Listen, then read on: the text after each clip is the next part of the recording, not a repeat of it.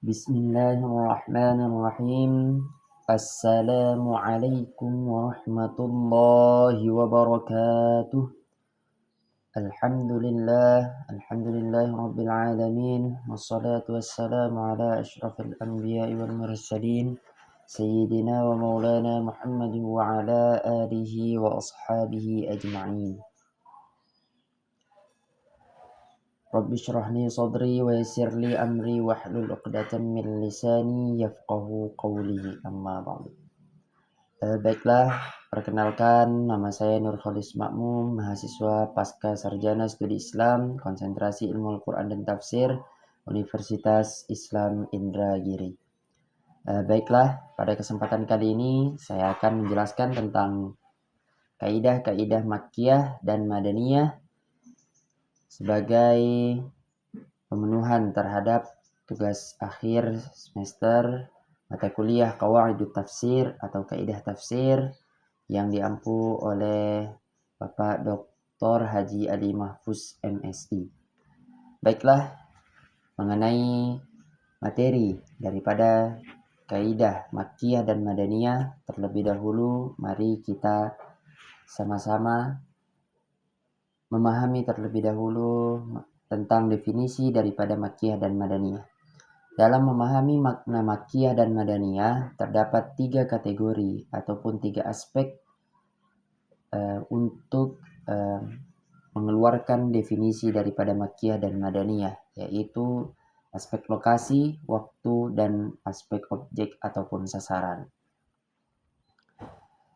Berdasarkan aspek lokasi, pengertian Makkiyah adalah ayat-ayat ataupun surah di dalam Al-Quran yang diturunkan oleh Allah Subhanahu wa Ta'ala di kota Mekah.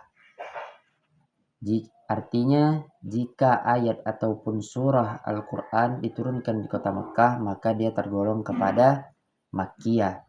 Begitu juga sebaliknya, jika ayat ataupun surah itu diturunkan di kota Madinah Al-Munawwarah, maka dia tergolong kepada Madaniyah.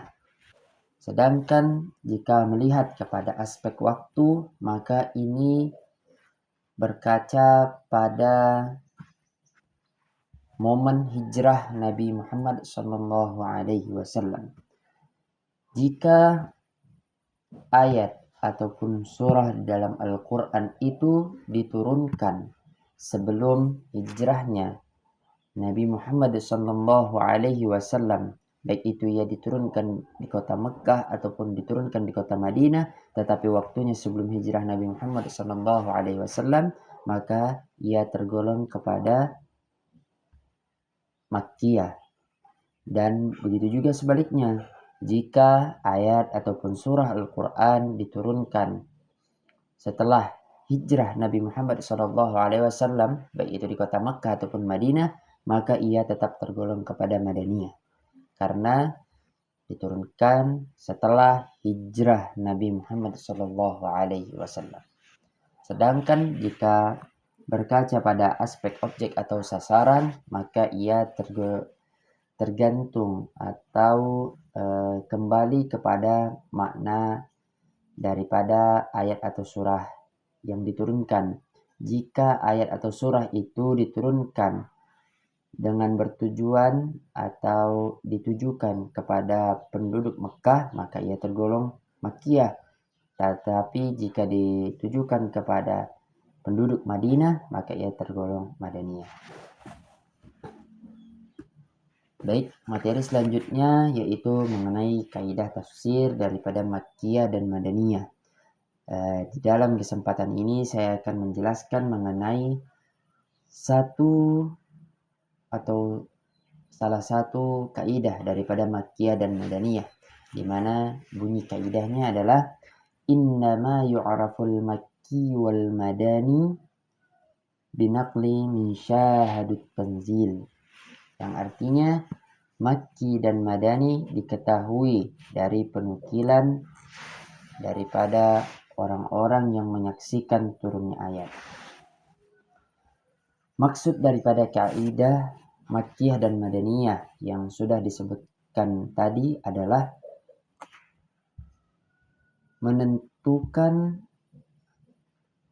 ayat ataupun surah Al-Quran itu tergolong kepada Makkiyah ataupun Madaniyah, hal itu harus berdasarkan pada pendapat orang-orang yang menyaksikan turunnya ayat ataupun surah Al-Quran tersebut. Artinya, dalam hal ini bisa kita simpulkan bahwa penentuan kategori Makkiyah ataupun Madaniyah itu harus berdasarkan pendapat yang jelas daripada sahabat Rasulullah SAW, karena para sahabat merupakan saksi turunnya ayat ataupun surah Al-Quran ketika Rasulullah SAW mendapatkan wahyu.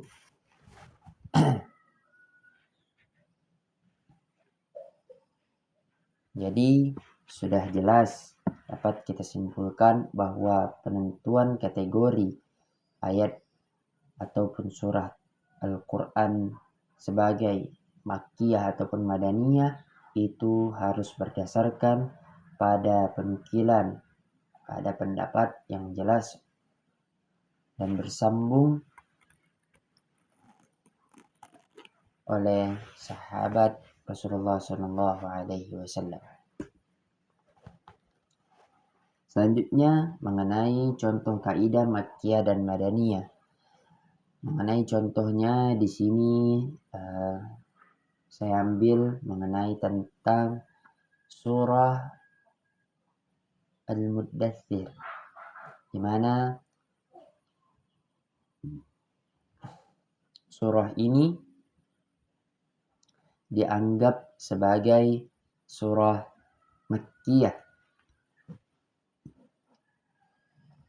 di mana di dalam tafsir fi Zilalil Quran karya Sayyid Qutb dijelaskan serta dituliskan bahwa mengenai turunnya surah Al-Muddathir itu terdapat di dalam suatu riwayat yang diriwayatkan oleh Imam Muslim dari jalan Aqil dari Ibnu Syihab dari Abu Salamah,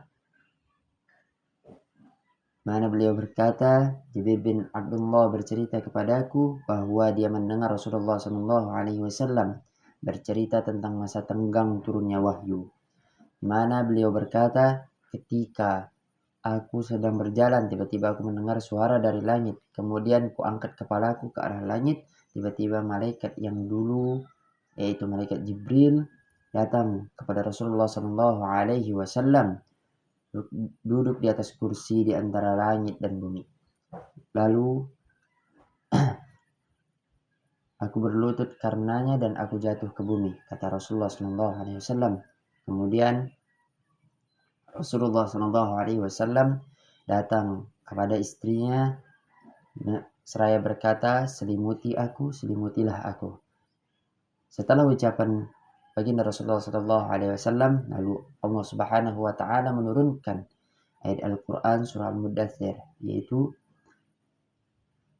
A'udzu billahi minasyaitonir rajim. Bismillahirrahmanirrahim. Ya ayyuhal muddathir qum fa'anzir hingga ayat warrujza fahjur. Kemudian Abu Salamah menambahkan bahwa ar-rujza itu bermakna berhala. Kemudian dipeliharalah wahyu dan turun secara berturut-turut. Selain Imam Muslim meriwayatkan tentang bagaimana turunnya surah Al-Muddathir atau ayat-ayat daripada pembuka surah Al-Muddathir, Imam Bukhari juga meriwayatkan mengenai surah tersebut senada dengan riwayatan Imam Muslim.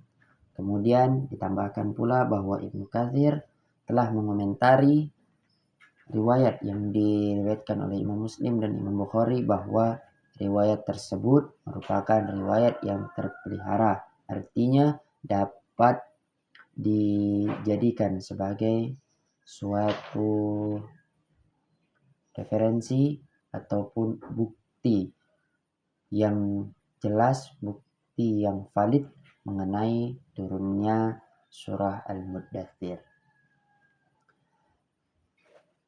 Jadi dapat kita simpulkan pula bahwa surah Al-Muddathir dimasukkan ke dalam kategori surah Makkiyah. Hal ini jika berkaca pada definisi Makkiyah secara lokasi, jika mengambil aspek lokasi, surah Al-Muddathir diturunkan di kota Mekah. Artinya termasuk kepada golongan surah Makkiyah. Dan jika ditelusuri dari segi waktu, surah Al-Muddathir juga diturunkan sebelum hijrah Nabi Muhammad SAW, sehingga dengan aspek tersebut surah Al-Muddathir juga tergolong kepada surah Makkiyah.